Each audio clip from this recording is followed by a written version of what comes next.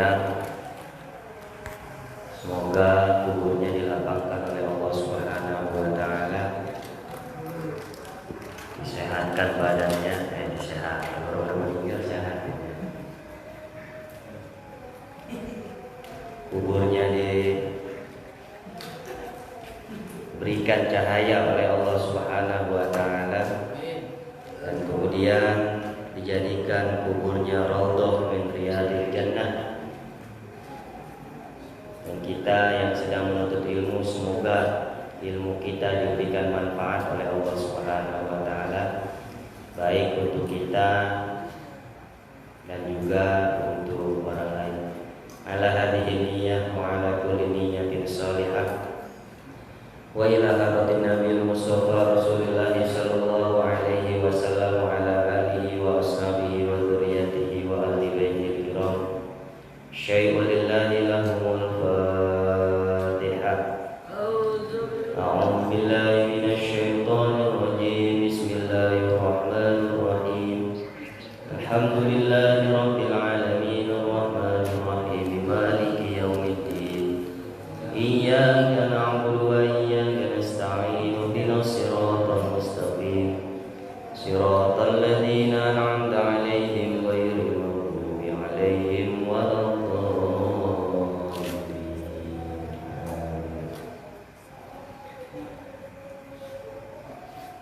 Pada kesempatan yang pertama ini, syukur alhamdulillah kita bisa bertemu kembali setelah sekian lama tidur pulas, libur panjang. Semoga pembukaan ini menjadi pintu awal untuk tidak kembali ditutup kembali, dan menjadikan kita orang-orang yang istiqomah dalam menuntut ilmu. Karena salah satu bentuk syukur kita kepada Allah Subhanahu wa taala, dan juga bentuk dari kewajiban kita, salah satunya adalah thalabul ilmi. Terus kita menuntut ilmu, minimal teman-teman seminggu sekali kita belajar. Semoga pembukaan ini tidak kembali ditutup. Baru dibuka sudah ditutup lagi.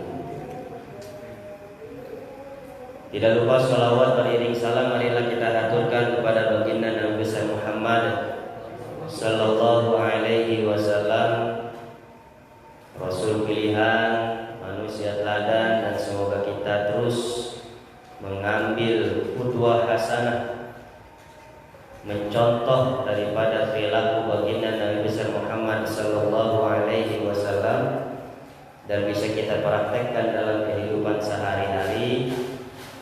Dan kita memohon kepada Allah kelak di hari kiamat nanti kita mendapatkan pertolongan syafaatul uzma dari baginda Nabi besar Muhammad sallallahu alaihi wasallam. Para teman-teman sekalian, para pemuda Gimil, generasi muda Masjid Al-Ikhlas yang sama-sama diridhoi dan dirahmati Allah Subhanahu wa taala. Sebagai pembuka, dulu pembukaan saya juga. Sebelum penutupan kayaknya masih juga ya. Penutupan pengajian bulanan ya. Saya tidak bosan-bosannya untuk mengingatkan kembali, ada salah satu amalan yang dicintai oleh baginda Nabi besar Muhammad sallallahu alaihi wasallam, bahkan dicintai oleh Allah. Kalau Allah cinta, pasti Nabi Muhammad cinta. Salah satunya dalam hadis dikatakan ahabul a'mal indallahi adwamuha wa in qallat. Amal yang paling dicintai oleh Allah itu adalah amal yang dilihat kedawamannya, keistiqomahannya, kekontinuitasnya. Apa itu bahasanya? walaupun amal perbuatan itu sedikit, walaupun teman-teman cuma datang dari rumah, duduk di sini cuma sebentar untuk sama-sama kita thalabul ilmi. Selain thalabul ilmi itu kewajiban fardhu ain bagi setiap muslim, juga apabila diistiqomahkan setiap minggunya, insya Allah ini menjadi amalan yang dicintai oleh Allah Subhanahu wa Ta'ala. Enak pokoknya kalau udah dicintai. Nggak usah amalannya yang neko-neko, nggak usah wiridannya yang neko-neko, nggak usah banyak-banyak, sedikit, asalkan dawam terus-menerus, tidak putus. Contoh sholat witir 1 rakaat sebelum tidur, cuma 1 rakaat, enteng nggak? Kalau main ML kira-kira sekali main berapa menit? Ada 30 menit? Ada nggak? Lebih ya? Apalagi kalau musuhnya hebat, timnya juga hebat, pasti lama mainnya. Ya main ML udah sampai teriak-teriak, woi, gitu kan? Sono, bego, lu kan tank maju-maju. Misalnya gitu ya. Main ML aja kita sampai fokusnya gitu kan. Sampai fokusnya ngeliatin, ada orang lewat bodo amat. Cewek cakep lewat, pokoknya biarin aja dia lewat. Itu saking fokusnya. Padahal cuma game. Ya, kalau mati gamenya bisa diulang. Kalau nyawa kita yang mati. Ya. Itu game aja kalau udah main fokusnya, dan itu bisa menghabiskan waktu sekali main lebih dari 30 menit. Kecuali yang nyu lah, apa tuh nyubi, apa tuh namanya ya. Ya pokoknya yang begitulah, yang paham-paham. Nah, ini buat game aja bisa sampai 30 menit. Witir itu 1 rakaat ya nggak ada sih. 1 menit 2 menit juga nggak ada. Gitu ya. Tapi kalau didawamkan yang 1 rakaat ini, insya Allah menjadi ahabul a'mal indallah, amal yang dicintai oleh Allah. Ya bisa jadi gara-gara 1 rakaat kita bisa masuk surga. Kan nggak tahu ya, nggak ada ceritanya main ML gitu terus main masuk surga gitu. Orang sholatnya lewat, ngaji orang ML-an dulu coy. Gitu. Oh, kita mabarnya di pengajian, mabar di pengajian. Ya. Nah makanya perlu kita luruskan dan kita istiqomahkan. Kita pegang hadis ini menjadi pegangan kita. Sedikit amal yang kita lakukan, tapi amalan ini kita dawamkan, insya Allah itu akan menjadi amalan yang dicintai oleh Allah. Ya kalau sanggup sampai 11 rakaat, alhamdulillah. Kalau cuma 1 rakaat, alhamdulillah. Asalkan terus menerus. Ya kalau nggak mau ribet ya habis sholat isya, habis ba'diyah langsung disambung sholat witir 1 rakaat cukup. Insya Allah yang sedikit ini akan menjadi ganjaran buat kita bersama. Nggak usah banyak-banyak lah anak muda. Ya. Takut ML-nya nanti kelewat, akhirnya jangan ganggu ML dengan ibadah gitu. Salah gitu ya. Ya, mumpung bahasanya mumpung kita itu masih muda. Masih muda itu salah satu golongan yang dinaungi oleh Allah. Ya. Salah satu golongan yang dinaungi oleh Allah. Di saat tidak ada naungan kecuali naungan dari Allah. Sab'atun yudhilluhumullahu yawma la dhilla illa dhilluh. Ada 7 golongan yang akan mendapatkan naungan pertolongan dari Allah di hari di mana tidak ada naungan kecuali naungan Allah. Salah satunya adalah syabun nasya'a fi ibadatillah. Seorang pemuda yang giat, tekun, rajin ibadah di jalan Allah. Ya, Terserah mau ibadahnya gayanya gimana. Yang penting yang wajibnya jangan lewat. Sholawatan jauh-jauh dikejar, ya. Tapi sholat isanya orang, gitu. Main sholat, oh di sana ada majelis sholawat lagi bawa bendera segede-gedenya, gitu. Digibar-gibarin, tapi sholatnya enggak. Percuma, gitu ya.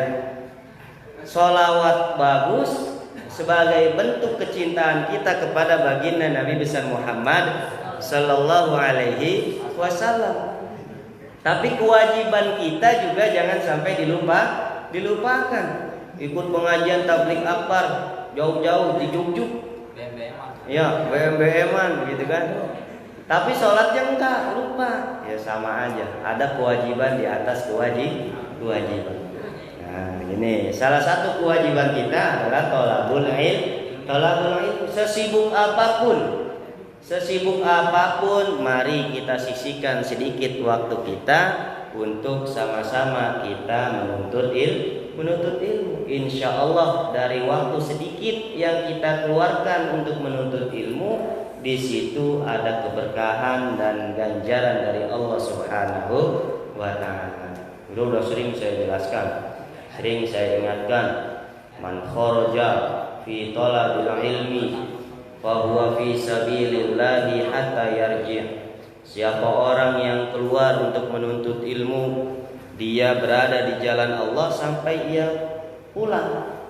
Atau di hadis yang lain, man salaka tariqan yaltamisu bihi ilman sahalallahu lahu tariqan ilal jannah. Siapa orang yang dia menapaki jalan suluk perjalanan, yaltamisu fihi ilman, di dalam perjalanan itu dia mau menuntut ilmu, khususnya adalah ilmu agama, maka kata Rasulullah, sahalallahu lahu tariqan ilal jannah, maka jalannya dia menuju surga pun akan diberikan kemudahan. Karena untuk masuk ke dalam surga kita perlu ilmu. Menjalankan ibadah kita memerlukan ilmu. Ibadah tanpa ilmu maka dia mardu. Sholat kalau nggak pakai ilmunya, ya semaunya dewek. Habis takbir dia sujud, habis sujud dia ruku, habis ruku dia i'tidal, habis i'tidal dia duduk di antara dua sujud. Itu mau ngapain? Makanya sholat juga perlu pakai ilmu. Minimal gerakan rukun dan syarat sahnya sholat kita tahu. Rukun-rukun sholatnya kita tahu. Dari takbiratul ihram, dari qiyam berdiri, takbiratul ihram ma'an niyah, kita mengucapkan takbiratul ihram bersama niat di sana. Kemudian membaca suratul Fatihah. Makanya Fatihahnya kudu benar. Belajar ya, mumpung masih muda, lidahnya masih lentur. Jangan lentur pas ngatain orang doang. Kalau ngatain orang lidah lentur banget. Tapi kalau ngaji belatak-leter. Dari Al-Fatihah kemudian ruku dengan tumak nina, i'tidal dengan tumak nina, ya. Sujud dengan tumak nina, duduk di antara dua sujud dengan tumak nina. Sujud lagi, lalu berdiri lagi. Nah, disinilah kita mempelajari yang namanya ilmu tentang sholat. Maka ada namanya ilmul hal. Ilmul hal itu ilmu yang kita gunakan ya sesuai dengan keadaannya. Makanya perlu mumpung masih muda kita belajar dan terus belajar. Sama siapapun terserah. Ya, mau belajar sama siapapun yang kalian anggap beliau itu mumpuni di bidangnya masing-masing, monggo. Sambil memberikan referensi-referensi yang lain, biar kita itu menjadi orang yang kritis, tidak main telen-telen baik. Kadang beda orang, beda ustadz, beda penyampaian. Saya ngomong begini, nanti ustadz yang lain ngomongnya gimana? Beda. Tapi jangan dijadikan benturan di sana. Oh si Anu ngomong, satu orang ngomongnya begini, satu ini ngomongnya begini. Iya, biarin. Dia mau udah belajar. Kitanya jangan ikut-ikutan. Kalian pilih mana di antara itu yang kalian paling suka, yang sesuai dengan kalian, tanpa harus menjelekkan orang lain. Itu aja, nggak usah pusing-pusing lah. Kalian kan belajar nggak sama satu orang aja kan, ngaji nggak sama satu guru aja kan. Ada yang gayanya keras, kalau saya yang lembut-lembut aja. Biarin yang keras urusan yang lain, gitu. Saya nggak bisa keras-keras, nggak bisa galak-galak. Biarin yang galak urusan yang lain. Kalau saya teriak-teriak suara saya habis, kapasitas volumenya nggak banyak. Gitu. Ada yang sukanya teriak-teriak, silakan teriak-teriak. Anak muda biasanya suka yang gitu-gitu ya, main bentak-bentakan. Nggak apa-apa, ya, nggak apa-apa. Asalkan itu menjadi jalan kita untuk mencintai agama kita, mencintai Rasul kita. Tapi ingat pesan saya satu, jangan membandingkan dengan yang lain, jangan menjelek-jelekan yang lain. Kapasitas kita bukan untuk di situ. Kita punya guru berbeda, si Anu ngomong A, si Anu ngomong B. Jangan, biarkan saja. Itu kapasitas mereka. Kecuali kita punya kapasitas yang sama. Kalau bahasa dari naked, ya, orang menaked kajian-kajian hadis. Naked itu kita mengkritik orang itu baru bisa diterima kalau kita sejajar dengan dia. Coba kalian yang udah paling rendah kelas berapa? SD, masih ada yang SD? Kelas berapa? Kelas 1 apa SD? SMP. Paling kecil kelas 1 SMP. Kelas 1 SMP dikritik sama anak TK, kira-kira terima nggak? Terima nggak kalau dikritik sama anak TK? Wah, makan permen nggak begitu, misalnya. Makan permen kan di mood ya. Makan kata anak TK makan permen nggak di mood. Nih dikocok-kocok dulu, baru dijilat gitu. Kira-kira yang misalnya tingkat keilmuannya tinggi lalu dikritik sama orang yang biasa-biasa saja, terima nggak? Kalau orang yang ilmunya tinggi biasanya lebih kalem orangnya, santai, karena dia belajar untuk menerima perbedaan-perbedaan yang ada. Kan kita sebagai orang yang thalabul ilmi belajar untuk menerima perbedaan antara guru dan murid biasa. Dicontohkan dari yang sebelum-sebelumnya, para ulama-ulama sebelum kita, jauh sebelum ulama-ulama yang ada di Indonesia. Imam Syafi'i punya guru namanya Imam Malik. Imam Malik mempunyai madhab sendiri, Ashabul Madhab. Yang punya madhab Imam Malik, punya murid namanya Imam Syafi'i. Setelah Imam Syafi'i menjadi orang yang alim, Imam Syafi'i membuka madhab yang baru dengan metode berpikir yang baru. Apakah Imam Syafi'i mengkritik? Apakah Imam Syafi'i menjelek-jelekkan Imam Malik? Tidak. Imam Syafi'i punya murid namanya Imam Ahmad bin Hanbal. Setelah Imam Ahmad bin Hanbal ini alim, kemudian beliau membuka madhab yang baru dengan metode berpikir yang baru. Apakah Imam Ahmad bin Hanbal menjelek-jelekkan Imam Syafi'i? Tidak. Bahkan Imam Ahmad bin Hanbal dalam satu riwayat itu menambahkan doa khusus di dalam sholatnya. Rabbighfirli wali walidayya wali Muhammad bin Idris Asy-Syafi'i. Tuh, sampai ditambahin di dalam sholatnya. Ya walaupun kemarin lagi booming rame katanya Rabbighfirli amin itu bid'ah. Ya gak usah dipikirin. Yang ngomong ilmunya masih cetek.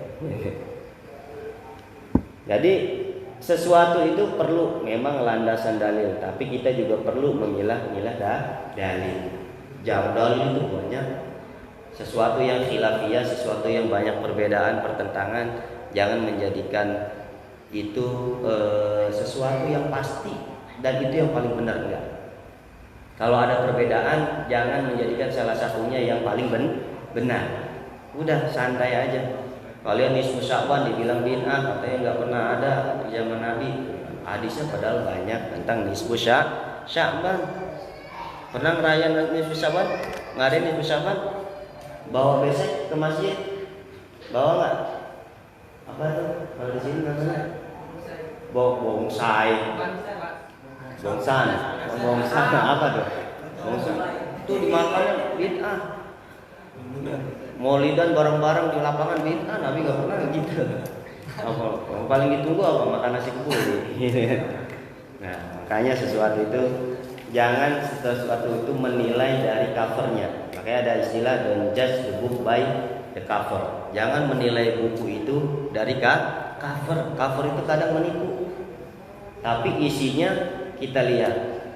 Nah, makanya perlu kita namanya belajar dan terus belajar. Jangan pernah dalam artian jangan pernah malas, karena salah satu orang yang sombong, ciri orang yang sombong dalam hadis itu adalah orang yang malu bertanya, ya, malu untuk belajar. Ini kategori orang yang sombong nih. Orang yang nggak mau belajar adalah orang yang sombong. Semakin banyak orang membaca, maka dia akan mengetahui semakin bodoh dirinya. Coba teman-teman kalau baca buku yang baru, yang teman-teman nggak tahu, oh padahal simpel ya, kok gue nggak tahu, gitu. Berarti bodoh nggak? Bodoh. Semakin banyak kita membaca, semakin banyak kita melihat referensi-referensi yang berbeda, maka akan kaya khazanah pemikiran kita. Ini lemari dalam otak kita akan terpenuhi dengan pemikiran-pemikiran yang berbeda-beda.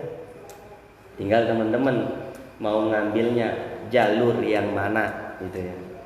Mau jalur yang kiri, jalur yang kanan, atau jalur yang tengah. Nah, ini sedikit tentang motivasi lah buat teman-teman semua, biar terus berapa banyak pun orangnya tetap kita terus mengaji, dan terus mengaji. Nah, kita bahas sedikit. Saya nggak tahu dulu sampai mana ini, karena udah kelamaan. Yang ada di tanda saya aja ya. Kita masih sebentar dulu udah kenal jauh, kita membahas terkait masalah fikih. Nah, ini kita membahas tentang apa saja sih yang dapat membatalkan wudhu kita. Karena wudhu ini, kalau wudhunya salah, maka ibadah sholatnya pun salah. Salah satu syarat sahnya sholat itu suci. Suci itu salah satu caranya dengan cara berwudhu. Maka kalau wudhunya tidak benar, maka dia menjadi najis. Dirinya tidak suci. Orang yang sholat tanpa bersuci, maka sholatnya tidak diterima. Nah, kita bahas masuk ke bab yang membatalkan wudhu. Babu nawaqidil wudhu. Bab tentang hal-hal yang membatalkan wudhu. Apa saja sih kira-kira hal-hal yang dapat membatalkan wudhu? Nawaqiduhu arba'atun. Yang dapat membatalkan wudhu itu ada 4. Oh, dalam kitab ini Safinah. Al-awwal, yang pertama, khuruju syai'in minal qubuli awid duburi. Keluarnya sesuatu dari kubul. Kubul itu bagian depan, kelamin depan. Namanya kubul, bukan bool. Kubul. Ya. Sesuatu yang keluar dari kubul dan sesuatu yang keluar dari dubur. Ya, dubur yang di belakang. Makanya manusia itu punya 2 lubang. Lubang pengeluaran depan, lubang pengeluaran belakang. Apa saja yang keluar dari depan? Ya, teman-teman paham gitu. Apa saja? Kalau bagi laki-laki dan perempuan ada air seni, air kencing, pipis, gitu ya. Laki-laki sama perempuan kencing gak? Kencing. Makanya laki-laki dan perempuan juga kencing. Kencing dapat membatalkan wudhu. Ini dari depan dulu nih, dari depan. Kemudian bagi yang perempuan, kalau dia keluar darah, ya, maka dia akan membatalkan wudhu. Laki-laki kalau keluar air selain daripada air kencing juga membatalkan wudu. Ada air seni, air mani, air madi, air wadi. Nah, beda-beda tuh ya. Ada 3 tuh jenis. Air yang keluar gara-gara menghayal. Ya. Ya. Laki-laki menghayal, tiba-tiba basah. Nah, ini dapat membatalkan wudu. Menghayal Nikita Mirzani. Contohnya, contoh ini mah jangan dicoba-coba. Menghayal siapa? Atau lagi melihat orang lain, ada cewek seksi lewat, tiba-tiba basah, ngompol. Nah, dia itu dapat membatalkan wudu. Atau lagi pacaran boncengan, tiba-tiba basah karena ada gajlugan, jebret gitu. Yang ketawa biasanya pengalaman. Ya, kalau pengalaman masih SMP sih udah pacaran. Waduh, kalah loh yang udah lulus. Ya. Nganterin pacarnya, misalnya contoh, ini mah contoh doang ya, jangan ditiru. Contoh, ini mau orang luar, yang di luar. Enggak, di sini mah enggak salah lagi. Yang di luar ini mah. Lagi boncengan, ya sengaja jok motornya diserosotin kayak perosotan. Udah bagus-bagus, tebel, ditipisin. Ya. Akhirnya sengaja lagi pura-pura remnya rada-rada ngedet gitu. Remnya ngadet tuh, remnya ngadet bang, kok remnya ngadet? Iya, ini nggak tahu, mau padahal mau dikedet-kedet sama dia. Bukan pengalaman, bukan, enggak. Contoh, contoh. Ya. Kalau udah nikah mah nggak apa-apa, mau kenceng-kenceng juga, mereka mau ngap juga nggak apa-apa. Ya. Kalau sekarang apalagi ada corona, kalau pacaran bawa inian, dikasih papan triplek. Jarak 1 meter ya. Yang satu di spakbor, yang satu di depan spakbor depan. Ya. Nah, itu apabila dia keluar air, cairan itu maka membatalkan wudu. Atau dia kecapean gitu ya, tanpa dia bahasanya peterangsang atau keluar mani, tiba-tiba keluar air, bukan air kencing juga, maka juga membatalkan wudu. Nah, ini air yang keluar dari perempuan, laki-laki. Perempuan juga ada yang keluar mani, madi, atau biasanya keputihan kalau perempuan ya, keputihan. Keputihan bagi perempuan itu dibagi menjadi 3 lokasi keputihan. Karena perempuan ini biasa keluar keputihan baik setelah haid atau lagi kecapean. Gitu ya. Kalau kecapean suka keluar keputihan gak yang perempuan di belakang? Apa nggak tahu itu keputihan apa ompol? Ya, kalau keputihan rada bau anyir, warnanya rada kekuning-kuningan ya, bisa dilihat lah. Saya nggak pernah ngeliatin soalnya. Kalau keputihan ada beberapa pendapat di kitab fikih itu. Kalau yang keluarnya dari luar tidak najis dari zatnya. Ya, zatnya tidak najis. Kalau yang keluarnya itu dari tengah-tengah kemaluan perempuan juga tidak najis. Tengah-tengah kemaluan perempuan itu yang apabila si burung itu masuk, nah itulah tempat keluar keputihan di situ. Kalau dia keluar cairannya dari luar tempat yang tidak bisa dijangkau oleh burung laki-laki, maka itu najis. Gitu ya. Laki-laki juga kudu paham nih. Ya, kudu paham, belajar. Biar paham. Nah, itu bagi yang dari kubul, dari depan. Dari belakang dubur, ya ada paham, ada fases. Fases apa fases sih? Ya, TA1. Baik kecepirit gitu ya. Lagi dehem tiba-tiba basah di belakang. Atau yang memang yang gede gitu ya. Itu bisa membatalkan wudu.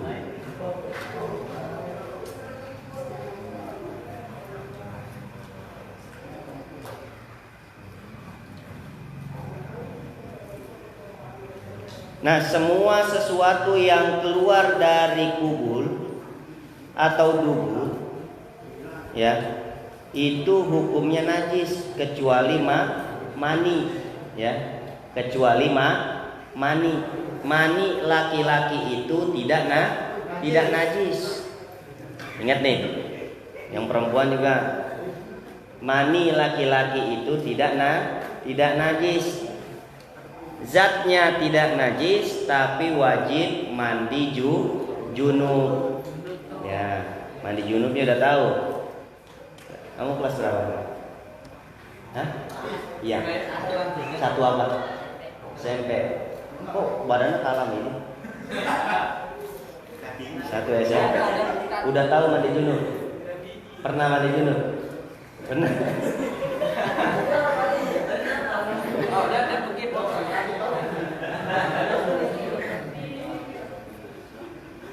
Ternyata kelas 1 SMP udah pernah mandi junub. Berarti umurnya udah 12 tahun. Dia udah lebih ya? 17. Tua amat. Kalau yang air yang lain tidak wajib mandi junub, tapi wajib dibersihkan. Makanya perempuan kalau bisa sebelum sholat cebok. Ya, kalau yang menempel di celana atau di pakaian dalam masih mampu. Tapi yang menempel di kulit itu harus dibersihkan terlebih dahulu. Cebok dulu. Makanya bahasanya sebelum sholat cebok gitu. Takut ada cairan keputihannya yang menempel di kulit. Ya, kalau laki-laki air mani enggak najis. Tapi madi dan wadi najis. Wajib dibersihkan tapi tidak wajib mandi junub.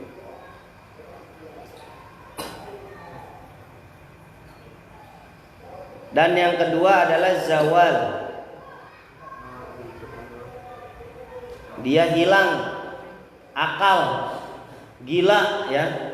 Bijununin au sakrin au maradin au naumin. Hilang akal akibat daripada dia gila atau karena sakau, mabok ya, atau karena sakit ya, sakit saking panasnya kan kadang suka nggak inget ya, kejang-kejang gitu ya, pokoknya hilanglah kesadarannya dia, maka itu membatalkan wudunya. Gila ya, gila udah nggak kena kewajiban dia melaksanakan ibadah. Makanya kalau nggak mau sholat, nggak mau puasa jadi orang gila. Gampang caranya, ketok kepalanya pakai batu kolar yang kencang berulang-ulang. Au naumin ya, atau tidur. Tapi tidur ada pengecualian, illa manama mungkinan maq'adu. Kecuali orang yang tidurnya itu tempatnya netek gitu ya. Kalau yang tidurnya sampai batasan itu, kalau lubang duburnya keangkat, nih yang sholat Jumat nih, yang biasa sholat Jumat pada tidur, yang sampai duburnya keangkat gitu ya, saking khusyuknya dia la ilaha illallah, la ilaha illallah, lubang duburnya keangkat, maka dia membatalkan wudu. Atau dia saking enaknya dia begini, batal. Saking pula susah, apalagi sampai ngorok. Sampai ngorok. Ada nggak ini suka ngorok tuh? Ngorok kalau tidurnya bagus ya bisa jadi tidak membatalkan. Nah, kalau dia tidurnya duduk, kemudian batasannya adalah dia tidak ada sandaran, tidak nyandar, kemudian duburnya tidak terangkat, aman. Makanya kalau mau sholat, kalau kalian sholat Jumat atau sholat apapun, kalau ketiduran, kira-kira tidurnya sampai jungkir balik, berarti harus wudu lagi. Jangan langsung sholat. Kadang ada yang santri banyak santri. Santri itu tidur, kalau tidur santri nih ya, ini tangan dua udah di sini nih, nyiku kayak tanjelan ini ya, gini nih. Mending kalau kalian ngeces ini, ya ada sampai ke bawah ngeces, sampai disedot lagi. Ada itunya. Udah tangannya dua begini aja nih nopang, kayak jemuran. Nah, itu dapat membatalkan wudu. Apalagi dia sampai palanya itu adanya di kaki.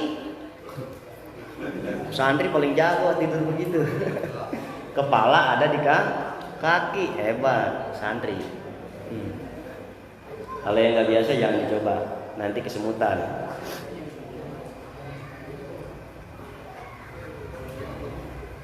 Wasalis yang ketiga yang membatalkan wudu adalah mulamasatul turrajuli lil mar'ati al ajnabiyyati min ghairi hailin baina jaldaihima. Yang membatalkan wudu seseorang itu apabila bersentuhan laki-laki dan perempuan ajnabi. Perempuan ajnabi itu perempuan yang bukan mahram. Perempuan yang boleh dinikahi itu namanya perempuan ajnabi. Orang asing, nggak ada hubungan darah, nggak ada hubungan sepersusuan. Ya. Wanita yang boleh dinikahi apabila bersentuhan kulit ketemu kulit. Ya ingat nih, kulit ketemu kulit. Bukan kulit ketemu baju, tapi kulit ketemu kulit. Apalagi bibir ketemu bibir. Beda lagi ya. Walaupun ada mazhab yang lain, ya, mazhab yang lain kalau cuma bersentuhan saja tidak sampai keluar syahwatnya tidak membatalkan wudu. Karena ada hadis dalil pernah Nabi mau sholat itu cium kening Aisyah. Mau sholat cium kening. Kalau kalian mah habis cium kening terus lanjut. Kagak sholat. Aduh, bahaya bisa. Nah, kalau mazhab Syafi'i bersentuhan dengan wanita yang bukan mahramnya atau wanita yang boleh kita nikahi, bahkan suami istri, ya. Kenapa suami istri itu batal pada saat dia bersentuhan? Karena dengan dia batal tandanya dia boleh menikah. Kalau nggak batal mah dulunya awalnya nggak boleh nikah sama kakak kandung, adik kandung, ya, saudara sebapak. Nah, sepupu batal. Oh dia mah sepupu gua nggak apa-apa, pegang-pegangan juga batal. Orang sepupu sama sepupu boleh nikah. Ya, makanya dia mah nggak apa-apa sepupu, deket sih, anak encing gua sih, anak encang gua. Tetap dia adalah wanita ajnabi, wanita yang boleh dinikahi, gitu ya. Sepupu nih, sepupu, ya. Makanya jangan terlalu nempel sama sepupu, gitu. Bukan kalau sama sapu nggak apa-apa, sama sepupu jangan. Apalagi sampai main sekamar berdua, ya nggak boleh. Nah itu perlu dijaga pergaulan kita. Yang kita anggap itu sesuatu hal yang biasa, gitu ya. Sesuatu hal yang biasa di kampung kita atau di keluarga kita dengan sepupu kita, malah itu adalah hal-hal yang perlu kita jaga. Dari pandangannya, dari pergaulan kita, bahkan wudhu kita pun kalau bersentuhan dengan sepupu kita akan membatalkan wudhu. Jadi seseorang wanita yang boleh dinikahi maka dia akan membatalkan wudhu apabila kulit ketemu kulit bersentuhan dengan laki-laki yang bukan mahramnya. Kalau yang mahramnya boleh nggak? Boleh. Bersentuhan tidak membatalkan wudhu. Kalian sama encing nggak batal. Encing yang langsung, bukan encing sepupu, bukan encing yang langsung, adek bapak, adek emak, gitu ya. Atau sama kakak, atau sama adek, atau sama nenek. Ya walaupun mau nikah sama nenek, gitu ya. Sama nenek. Kalau sama nenek batal. Kalau sama nenek kandung enggak. Kalau nenek-nenek yang lain, nenek-nenek kan banyak, nenek berarti neneknya berjejer banyak. Kalau cuma sama nenek enggak. Nggak apa-apa dia mah nenek gue ini udah nenek-nenek kan nggak ngapa-ngapa, nggak batal, tetap batal. Ya, jangan mentang-mentang dia udah tua kalau bersentuhan nggak batal, tetap dia batal.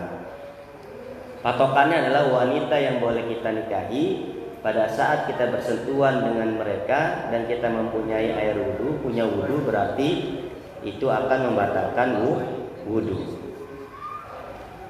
Kemudian yang keempat, masuku bulil adami au halqati duburihi bi batinil kaffi bila hailin. Ya.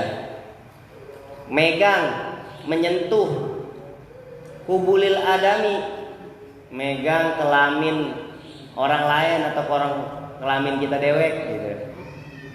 Kelamin kita, kelamin depan. Pegangannya langsung, kulit ketemu kulit, maka akan membatalkan wudu. Habis wudu kalian kesenggol, kena kaful di kafnya. Bibatinil kaf ini, kenanya ini nih, bagian dalam, bukan bagian luar. Nanti megangnya dari luar aja gitu. Nah, nih bibatinil kafi, dengan bagian dalam tangan, bagian perutnya nih, bagian dalamnya. Kalau megang zakar, megang kelamin kita, atau iseng-iseng megang kelamin orang lain, ya, iseng min ghairi haili, tanpa adanya kehalalan atau tidak ada hijab di sana, maka akan membatalkan wudu. Kalian lagi bercanda mandi bareng, ceplok ya. Gitu ya. Hah? Kalau dari luar yang penting enggak kena kulit sama kulit. Saya kan ngomongnya membatalkan wudu, kalau pantas apa enggak pantas saya enggak jawab, gitu ya. Nilai dewek aja. Kira-kira pantas kagak megangin punya orang?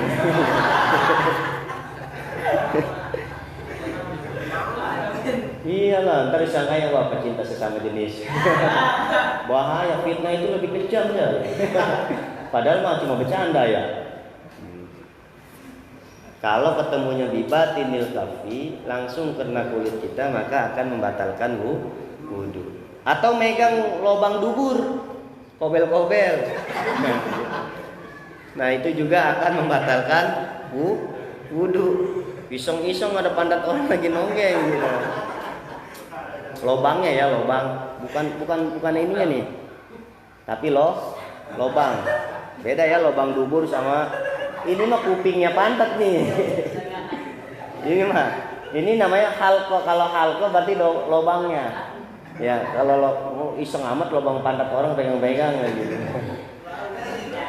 Nyebokin, misalnya ada engkong sakit, ya. Engkong sakit berak, minta cebokin sama cucunya habis wudu. Ya. Kecuali cucunya wudu nyebokinnya pakai sarung tangan. Enggak kena langsung kulit. Kalau kena langsung kulit maka akan membatalkan wudu. Gitu. Kan nggak mungkin kalau lagi iseng mau pegang-pegang begini kan, nggak mungkin. Mau ngapain? Atau kita megang dubur kita sendiri, dubur kita atau dubur orang lain. Kalau dubur kita sih masih masuk akal lah gitu ya, langsung masuk akal. Tak ada yang gatel-gatel gitu kan, tiba-tiba digaruk kena gitu.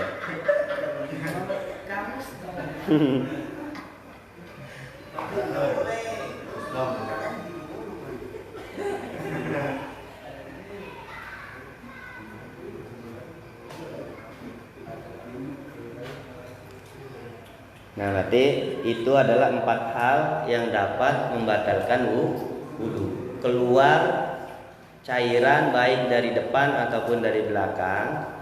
Ya, kemudian tadi yang kedua adalah hilang akal, baik karena dia gila, mabok, ketiduran atau sebagainya. Yang ketiga adalah bersentuhan dengan lawan jenis yang bukan mahramnya. Kalau sesama jenis nggak apa-apa ya. Kalian laki-laki sama laki-laki, tapi jangan main elus-elusan. Mentang-mentang nggak membatalkan wudu. Nah itu keringetan saya lapin ya. Jangan. Ada keringetan. Nih mentang-mentang dia tangannya rada kasat gitu, temennya di samping keringetan dilapin. Keringetannya gue lapin ya. Iya. Waduh, bahaya. Dan yang keempat adalah menyentuh kelamin dengan apa? Bagian dalam dari tangan. Ya, baik kelamin depan, baik yang depan ataupun lubang dubur. Itu sedikit sebagai pembukaan untuk kita. Semoga bisa bermanfaat untuk kita semua, bisa jadi pelajaran buat kita untuk menjaga wudhu kita.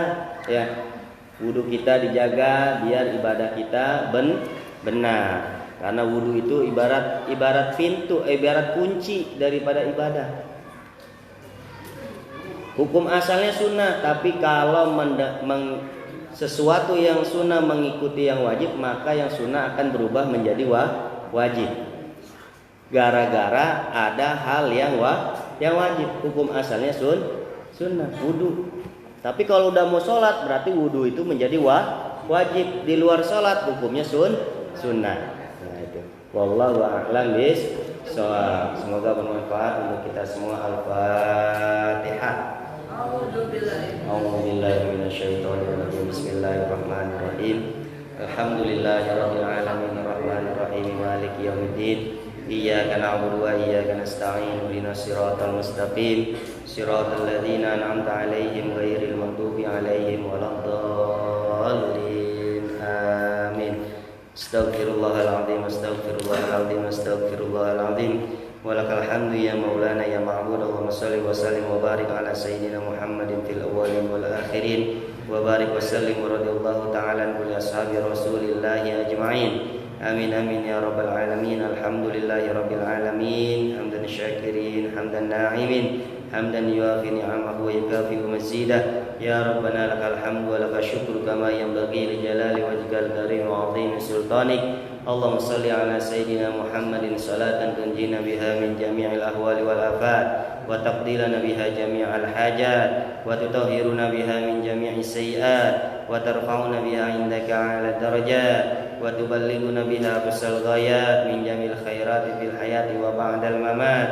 Innaka 'ala kulli syai'in qadir. Allahumma rzuqna fahman nabiyyin wa hifdzal mursalin wa ilhamal malaikatil muqarrabin. Allahumma aghnina bil ilmi wa zayyinna bil hilmi wa akrimna bit taqwa wa jammilna bil afiyah bi rahmatika ya arhamar rahimin. Allahumma faqihna fid din wa 'allimna at-ta'wil. Allahumma faqihna fid din wa 'allimna at-ta'wil. Allahumma faqihna fid din wa 'allimna at-ta'wil. Rabbana atina fid dunya hasanah wa fil akhirati hasanah wa qina adzabannar. Wa sallallahu ala sayyidina Muhammadin nabiyil ummi wa ala alihi wa sahbihi wa baraka wa sallam. Subhana rabbika rabbil izzati amma yasifun wa salamun alal mursalin walhamdulillahi rabbil alamin. Kita tutup dengan kafaratul majalis. Subhanakallahumma wa bihamdika asyhadu an la ilaha illa anta astaghfiruka wa atubu ilaik. Kurang lebihnya mohon maaf. Wallahul muwaffiq ila aqwamit thoriq. Wassalamualaikum warahmatullahi wabarakatuh.